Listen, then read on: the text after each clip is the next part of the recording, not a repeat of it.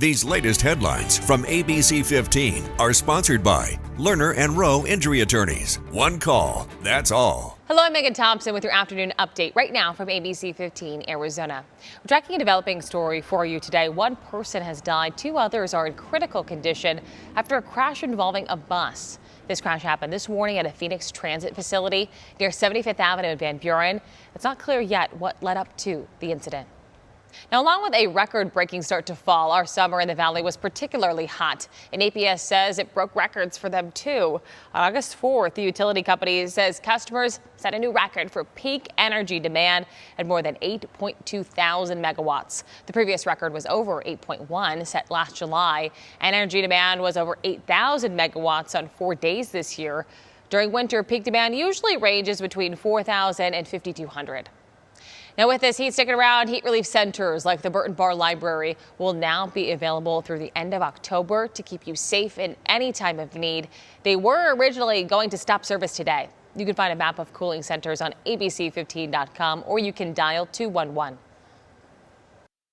There are a lot of local races and propositions that you'll need to be deciding on. The deadline to register is tonight at 11:59. After that, the early ballots will start being mailed out, and then they're going to be very busy here at the Tabulation and Election Center as they begin counting those ballots over the course of the next few weeks. The latest numbers from the Maricopa County Recorder's Office shows that right now there are 2.5 million voters registered in Maricopa County. 35% of those are Republicans, 28% are Democrats, but 34% are independent. So that is a huge portion of Arizonans who are not committed to a specific party, and that means a lot of these races could go either way.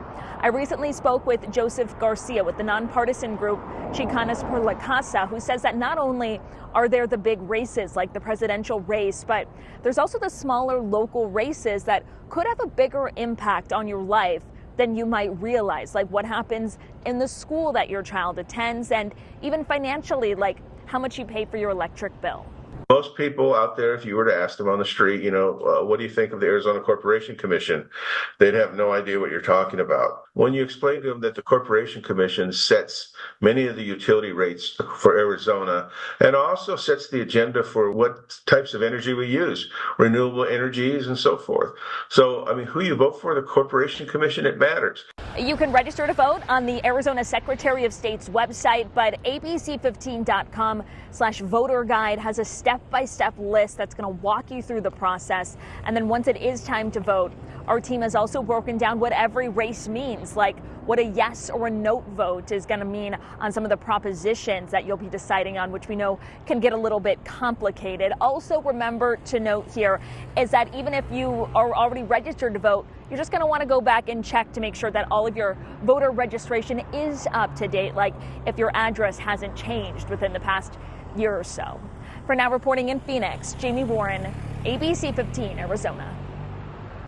Have you seen this person? Scottsdale police say they damaged multiple political signs near Hayden and Sweetwater last month.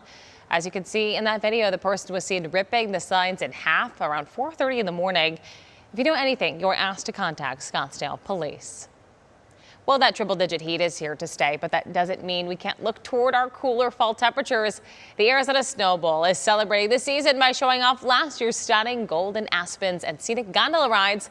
They also say a light dusting of snow has already touched the San Francisco peaks. This winter, the Arizona Snow Bowl is scheduled to open daily starting November 22nd.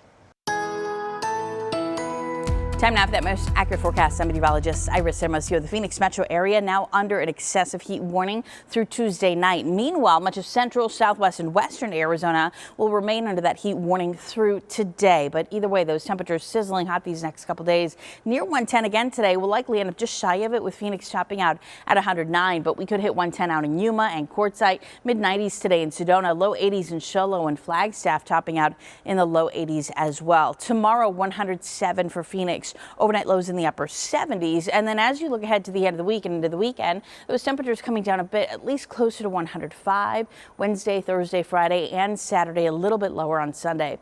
A very slight chance of a shower in northern Arizona Tuesday and Wednesday. Otherwise, look for a dry 7-day forecast here in the valley and a scorching hot start to the week with daily records still in jeopardy even as we get through this upcoming weekend. We will have another update tonight. Until then, get the latest news, weather, and traffic at abc15.com, or you can download our free ABC 15 mobile app. These latest headlines from ABC 15 are sponsored by Lerner and Rowe Injury Attorneys. One call, that's all.